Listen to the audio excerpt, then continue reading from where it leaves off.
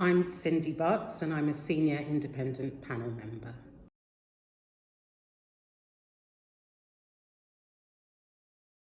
So in terms of the recruitment process and what to expect, I'm afraid the first thing to say is expect it to be long.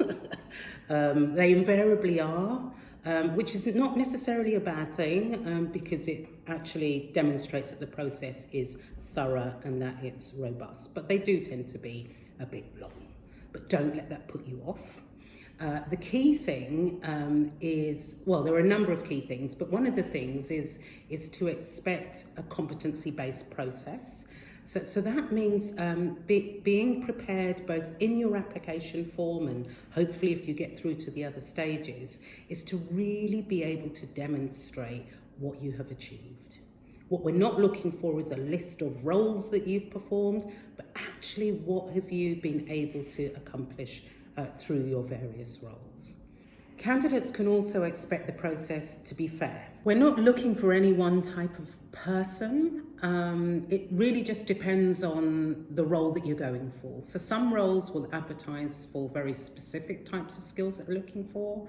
That might be in relation to finance or strategic engagement, for instance.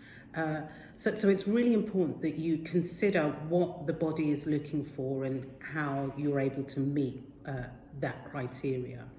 And I would say focus on the essential criteria and don't be too concerned about wanting to tick every single box. But as long as you feel that you can meet most of the essential criteria, I would encourage you to apply.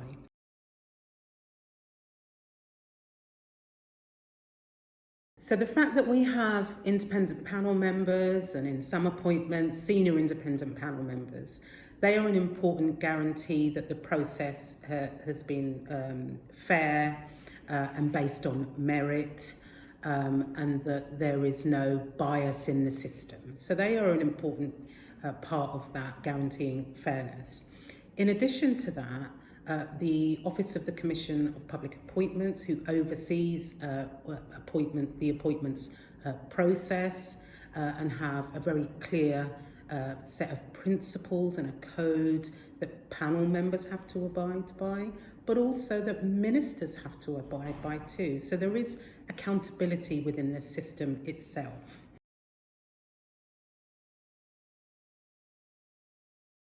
It may be that you would go straight for a sort of big national body, but it might be that you want to start more smaller and perhaps think about a more local body or a regional body and get that experience and be able to really get a feel for what it is and whether it's right for you, of course. And then perhaps apply for something bigger later on.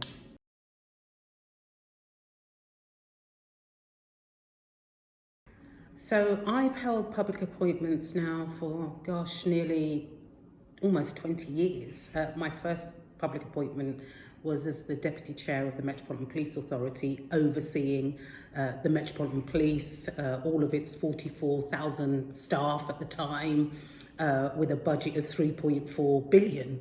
And it was honestly the best thing I have ever done. Being able to really feel like you're making a difference, bringing your views, your perspectives to the table, and really being able to impact on what is, a crucial area for the public, which is policing, fighting crime and protecting the public. So for me, that was just the most amazing experience. And since then, I've carried out a number of different public appointments. And for me, it really is about being able to contribute, to bring my skills to the table, as well as to learn as well. So all of the roles I've had have been really quite stretching and have been really quite difficult.